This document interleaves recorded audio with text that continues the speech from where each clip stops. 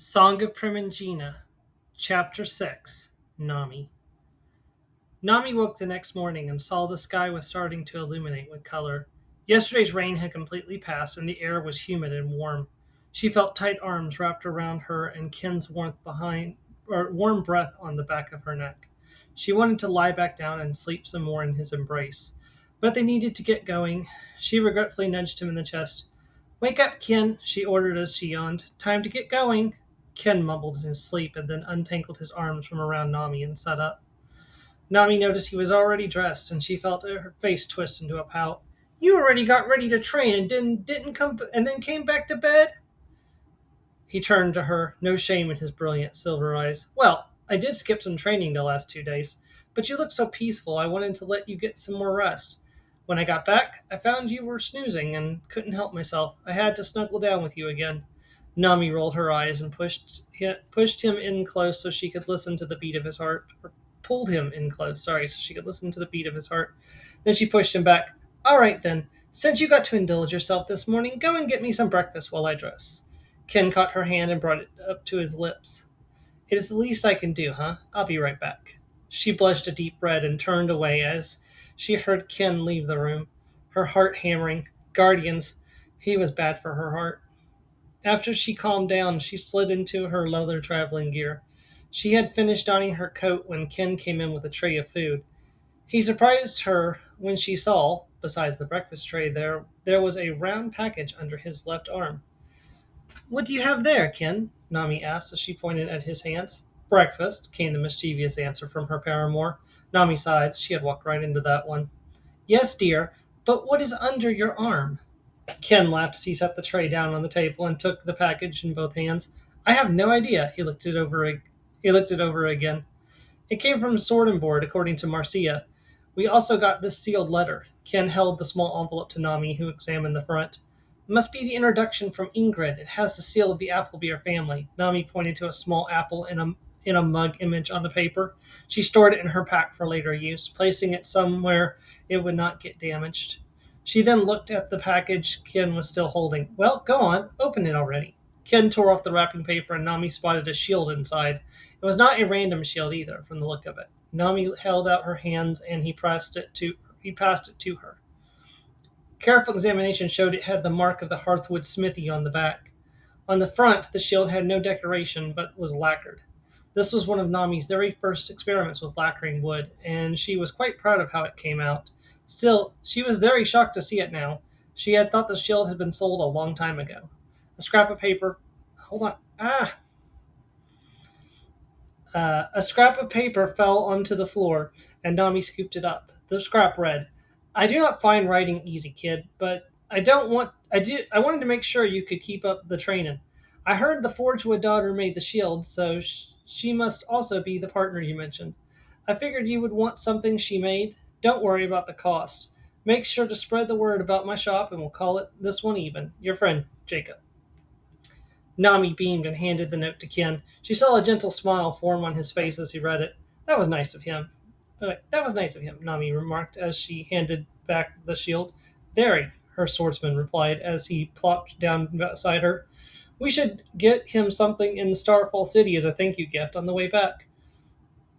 Nami laid her hand on Ken's shoulder. "I agree. Also one for Gammy, Tanner, Papa, and your father."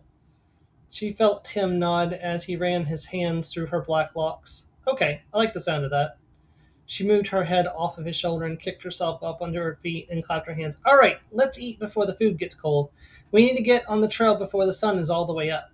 She headed over to the table and could hear her fiancé grumble as he followed her. After they had a meal of sausage, canned apples, and warm bread, Nami and Ken geared up and headed down to the first floor. Marcia was waiting for them. She handed them each a package of extra rations, which they slid into their packs. "Be careful on the road, you two." Marcia hugged Ken first and then Nami. She could feel the slight bulge of Marcia's baby and could not help but rub the bump with her gentle hand or with gentle hands. Marcia patted her head. "You bring this girl home safe, Ken." Ken nodded, his face taking a grave look. "I swear it. Protecting Nami is my foremost responsibility." Nami sighed and rolled her eyes. "Come on, guys. I'm not helpless. We'll be fine, barring something completely unpredictable happening, of course. Ken even proved himself in his first battle yesterday. She had thought this would serve as a pick me up to her partner, but she saw his emotions swirl like a dark cloud. She could not read the look on his face in that moment. Nami felt her stomach sink. She reached out to touch him, but his foul mood vanished. His face shifted back to a lighter expression, though still sadder than she liked. Well, still watch out. You can never be too careful on the road. Thanks, Marcia. Come on, Ken, let's get going. They hugged Marcia once more, and soon they were off and down the road towards Hartstell.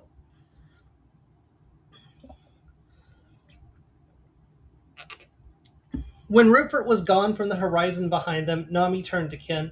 She could tell whatever had crossed his mind back there on their way out of town still gnawed at him. Ken, are you all right, love? Nami reached out and wrapped her arms around him. Ken started at the contact, but did not shy away. Nami knew she had grounded his emotions. Yes, he finally replied. I was thinking that I didn't prove myself in that fight. This confused Nami even more.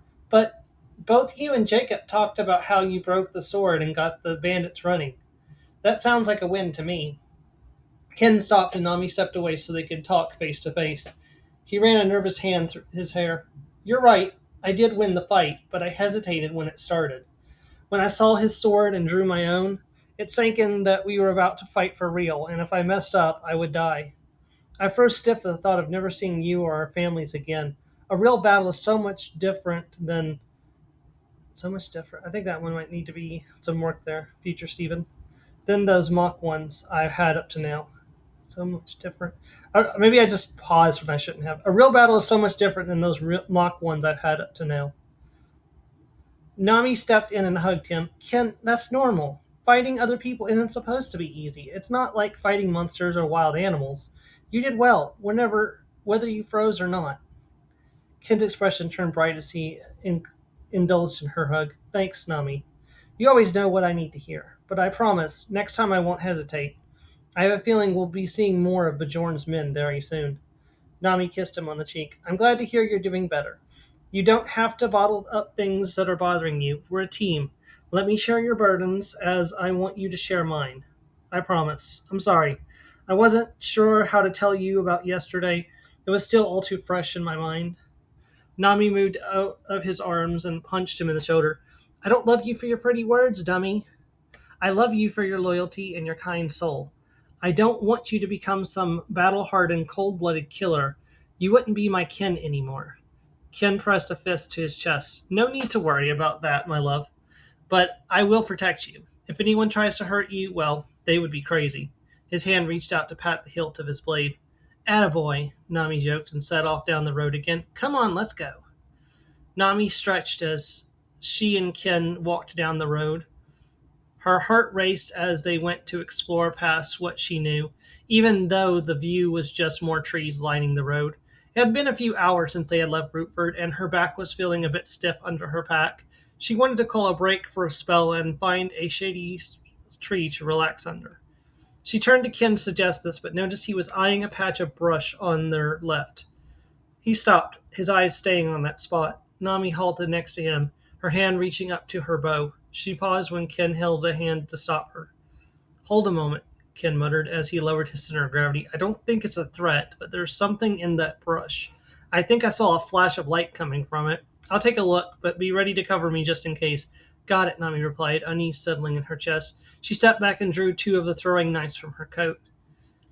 She watched Ken approach the brush and look down into the weeds. She held her breath until she saw Ken rise and walk back her way.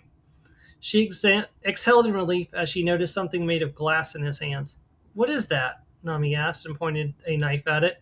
Ken turned it around and looked confused. I'm not sure, he admitted. The item was round and wider at the bottom, becoming narrower as it approached the mouth. I've never seen anything like this before. It looks so weird. You couldn't preserve anything in this. Nami nodded. Glass jars from the terraplanes were in high demand in the orchard village for preservation, but as Ken pointed out, this glass jar was not suitable for that purpose. Still, though, this would be expensive to make. Someone must be missing it. Good find there, partner. Ken smiled and then removed Nami's rain cloak from her pack and wrapped the jar in it with care. Luckily, the light hit Luckily, the light hit it in the right way, I guess. Let's take it with us. If we don't run into its rightful owner, we can find someone who will trade for it. Nami giggled as Ken finished tucking the wrap jar in her pack. All right, why don't we stop for lunch soon? We've made some good distance this morning already. Ken sighed in mock exasperation. Already? Well, I guess we could stand to take a rest. Let me know when you see a shady place you like. Soon the two of them were passing under a large oak tree and had spread out Ken's cloak for them to sit on. Nami laid her head on Ken's chest as she ate, listening to the sound of his heartbeat as a cool breeze caressed her face. She must have dozed off because the next thing she knew, Ken was nudging her and speaking. Hey, come on, Nami. We got more distance to cover before dark. Nami pushed herself off Ken's chest and rubbed the sleep from her eyes. Oh, okay, she mumbled. Her mind went her mind felt like someone had packed it with wool and she was having trouble focusing. There's a stream a little way from here. Want to go wash your face? Ken offered as he began to clean up their spot. Nami gave Ken a grateful smile and stumbled off in that direction. The stream was clear and cool, and Nami felt much better after a couple of handfuls splashed on her face. She returned to find Ken waiting for her. He held out her pack and she slipped it on. Feel better? He asked as he kissed her forehead. Much, thank you. Nami replied as her skin was lit by the tingling of Ken's lips.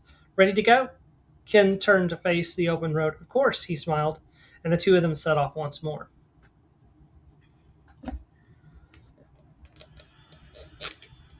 The sun was starting to set, and Nami was feeling the weight of her pack more and more with each step. She snuck a peek over at Ken and found he was struggling too. Nami turned to look for a place to set up camp along the road when she spotted something rising above the tree line smoke.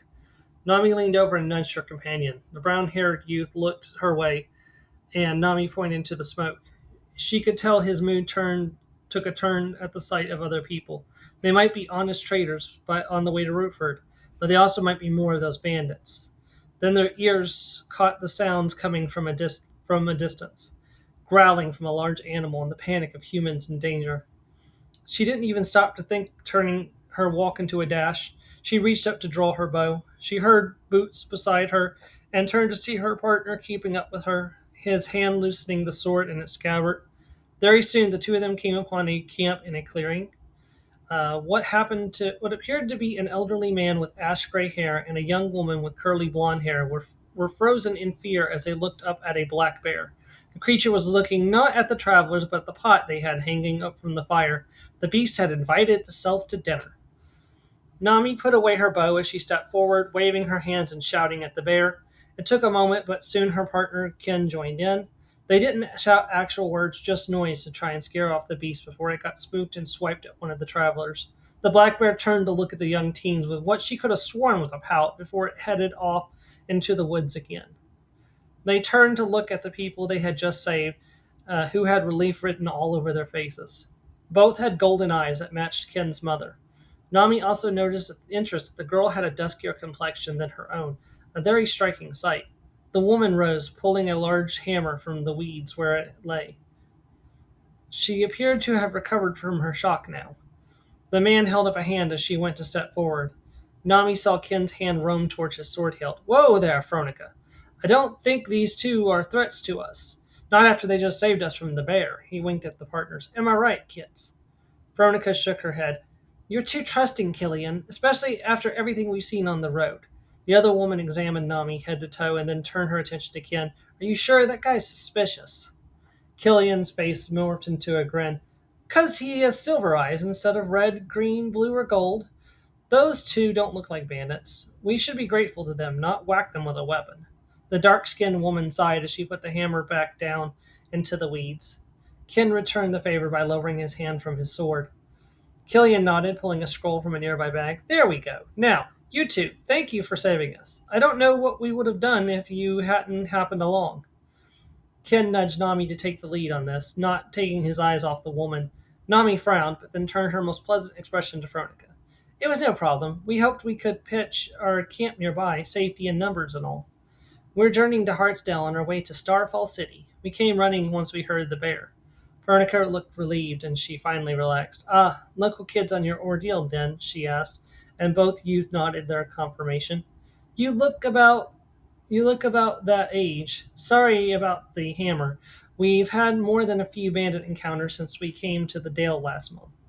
Ken spoke up next. Yeah, that's part of the reason we approached your camp. We had a run in yesterday with some bandits that went this way. We thought since you had an older man with you, we could offer to stand watch so he could rest. At Ken's words, Nami noted Killian deflate. Her confusion compounded when Fernica began to roar with laughter that could put Heath to shame. When she calmed down, she winked at Killian, who pouted. "Aw, don't be like that, old man." She moved up to him and caressed his cheek. "If you're good and eat all your dinner, I'll let you rob my cradle tonight." Killian crossed his arms, his face reading utter depression. "Why does everyone assume I'm an old man?" he wailed, and turned away from the group. "I'm only 23." Nami could see Ken's embarrassment, but Fernica shook her head. "Don't worry about it, friends. My husband is a little touchy about his appearance. Truth is, he was a sickly boy, and it took a toll on his body." Killian retorted, still not looking at his wife. "And she loves to torture me about it. One time her jokes got the doves called on me. They thought I was some kind of predator." Veronica walked over and ran a hand through her partner's ash-gray hair. "Sorry, love. I adore teasing you." He sighed and turned back to Ken and Nami. "I should get a sign that says my age and set it up when we have company. I'm sorry you had to see that. My name is Killian, and this is my wife Veronica. We hail from the Terra Plains." Nami gave a gracious smile and motioned to herself and then Ken. "My name's Nami Forgewood, and this is my partner, Ken Hearthstone." Veronica winked again at her and remarked, "Partners, eh?" Nami felt her face burn. She noticed Ken was bright red as well. Yes, partners," Nami said as she tried to cover her stutter. "We also want to be adventurers after our ordeal." Killian seemed interested in that. "Is that true? I have often wanted to write an account of local heroes and their journeys. Do you have any tales of daring do to share yet?" Nami looked sheepish as she responded, "No, we're still very inexperienced in that regard, I'm afraid." Killian's face fell again. Ken must have taken pity on the man as he added, "Oh, but our parents were adventurers before us. You could try asking them for their accounts." This brightened the author right up again. "That would be most splendid. Where can I find these parents of yours? In Rootford?" Nami shook her head. "Actually, no. We came from the Hearthwood Smithy, a little past Appleshade, which is a day further. Tell them Ken and Nami sent you, but I can't guarantee that they will want to talk about it. They only told us a couple of days ago."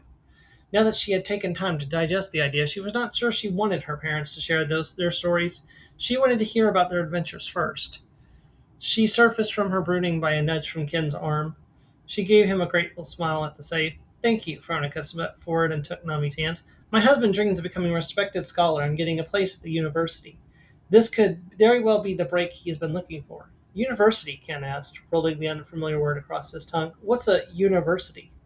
Veronica and Killian exchanged a look. "I'm sorry, I forget you do not have those here in the Dale," Veronica replied. "It would be better for you to go there and learn about it for yourself. What I can say, it's a place of learning where you can teach or get any skill you might want." Nami felt confusion leave her at this explanation. "Oh, it's a school. It's like what our mothers did for us back when we were young." She could see Ken understand as well. "If they taught you what you needed to know, then yes," Killian said as he wrote a quick note. "Though, trust me when I tell you that this is a very basic description. You two should check it out, should the chance arise." Nami nodded, and she was certain they would go there someday. "We will, thanks," she responded. "So, are we welcome to stay here tonight?" Veronica ran a hand through her hair, and Cheryl looked at Killian for a moment before finally nodding. "Yeah, we would appreciate the company. There might be bandits in the area. Come on, join us for dinner." Ken and Nami smiled, and the four of them worked together to set up the meal. Ken pulled out some bread from their rations to supplement the food the couples provided. He also pulled out 2 flagons of the cider the elder had given them. Veronica and Killian had never had apple cider before, and Killian claimed he was going to get the recipe. The conversation turned to what their home life had been like growing up. Nami gave the writer as much details as he wanted. She thought it was cute how he would pause with one hand raised halfway to his mouth and the other taking notes. Ken stayed out of the conversation. She could tell he was more tired than he was trying to let on. As they cleaned up the dinner, Nami hugged him. "Hey, you go ahead and get some rest. I'll wake you in a few hours for your watch." Ken nestled in close, oblivious to the other couple watching in his sleepy state. "You sure? I don't mind taking the first shift." Nami shook her head. "Yes, I'm sure. Go and get your head down for a while." Ken kissed her on the lips. "All right, see you in a few hours." She watches her best friend walk. She watched her best friend walk off and set up their bedroll under a tree. The sky was clear, and the stars were starting to show, but she could understand him not wanting to take a risk. Nami headed to a spot where she could see the entrance to the clearing and that opened to the road. The camp was set with a natural defense with natural defenses on the other sides of trees and brush. She was confident that it would not be easy for someone to sneak up on them from there. Though she would stroll through the camp every so often, she couldn't be too careful. No, though she would stroll through the camp every so often, she couldn't be too careful. She sat down and strung her bow, laying an arrow against a string, ready in case of trouble. Small fireflies began to dance around in the grass near the road, causing flashes of green light. Birds were singing as they prepared to rest for the night. Nami was at peace as she waited. It was about an hour later when she heard footsteps approaching the camp from the camp behind her. The sound stopped nearby, and she saw a strange glow coming from the corner of her eye. Nami glanced over and saw Veronica holding a small stone in one hand, letting out a dim orange light. This was a firestone, a strange, clear rock that could glow when the holder wished it. She also held a ceramic flask wrapped in leather, which she handed to the archer. Nami took the object offered and felt it was warm. She brought it to her lips and tasted a warmth spread through her stomach. The drinks tasted faintly of honey and something else she couldn't identify. That's good, Nami admitted. What is it? Veronica grinned. It's called tea. You take leaves, grind them down, and steep them in water until they take on the flavor. I added a bit of honey as well. Nami beamed. Oh, I heard my mother talk about tea. It's a staple back in her hometown, but I never had it for myself. Traders were always sold out when she tried to get some. It's quite nice on a night like this. Veronica moved so they were sitting shoulder to shoulder. Surprised you didn't ask about the stone, too. She up at the stars for a moment before she replied. I've seen them before. Ken's father Heath has one, though I don't know how he got it. I I had heard they were more common in the Dale than elsewhere. Makes sense considering the tribe that lives here. So, you want to be an adventurer? Nami inclined her head in acknowledgement. That's right. I cannot see I cannot see something interesting without wanting to know what it is or take a closer look at it. I used to drag poor Ken around the woods outside our home on many different expeditions. I guess it was only natural that we progress into bigger adventures someday. After all, we can only solve the mystery of who got into the cider barrel so many times. It was always our fathers. Veronica giggled as she glanced back to where the boys were sleeping. I can understand that. You need to stretch your wings and test yourself. That's what this trip is for us as well. When were you sure that's what you wanted?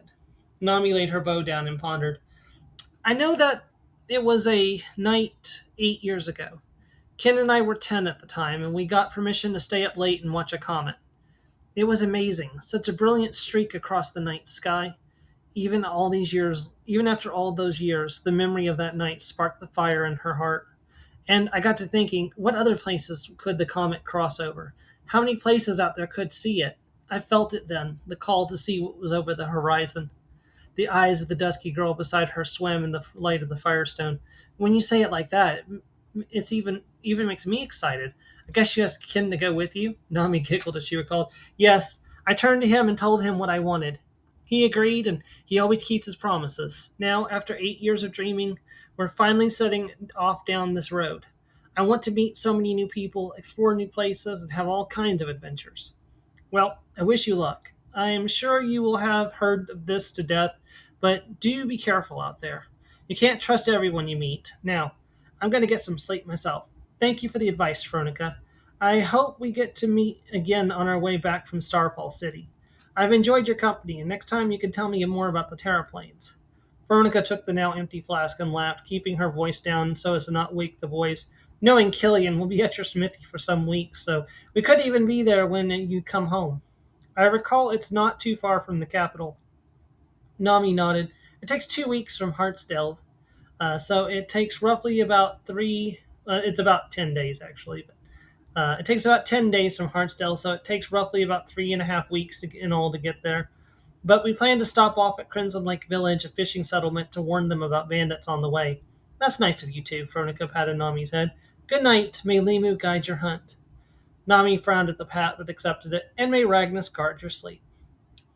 The world fell back into darkness as Veronica retreated. Nami picked up her bow and resumed her vigil. She was sure she now had two female friends. Ken had taken over the shift around midnight and allowed Nami to get some sleep. She had passed out into the bedroll and knew no more until he shook her awake at dawn. Her eyes snapped open in the dim light, and she sat up, rubbing the sleep away. Her vision cleared, and she noticed Killian and Veronica were breaking down the camp. Ken handed her some bread and meat for breakfast and then rushed over to help Veronica with the horse.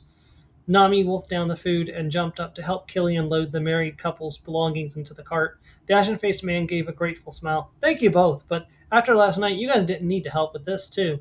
Nami shrugged in response. Instinct more than anything. We have loaded carts for transport to the market for years. It's kind of a reflex at this point. Soon they had loaded the cart, and Killian and Veronica embraced the younger couple. Thank you again, my friends, Killian exclaimed as he broke his hug with Nami and then hugged or with Ken and then hugged Nami. Safe travels. And you as well, Killian. Nami could not help but beam at the delight on the man's face. Please give our best to our parents when you see them. Of course we will, Nami. Veronica climbed into the cart. See you in a few weeks. Guardians and Lady willing. Nami and Ken stood side by side and watched the cart roll off, headed for Rootford. Nami felt Ken wrap an arm around her shoulder. So, ready to see Crimson Lake Village? Nami nodded, her eyes gleaming. Even her hatred of fish could not dim her enthusiasm to see a new place.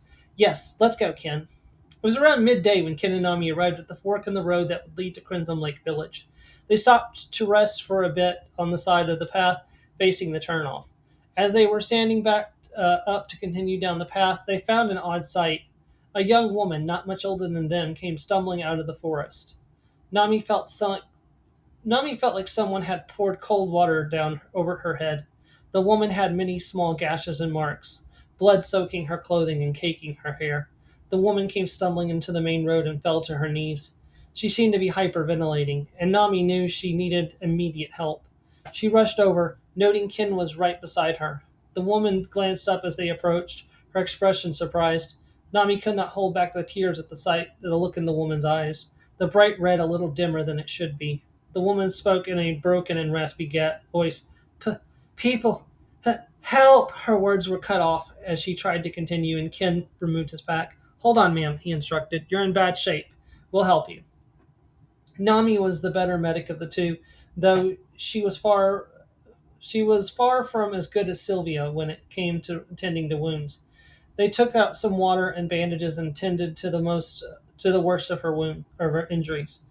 She realized the small wounds must be from the teeth of some animal.